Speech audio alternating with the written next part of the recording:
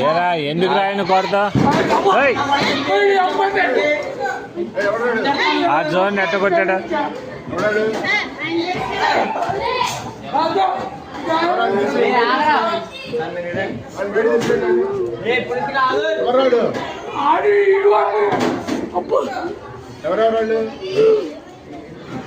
ఏరా దేనికి రా విధానం ఏంటి అసలు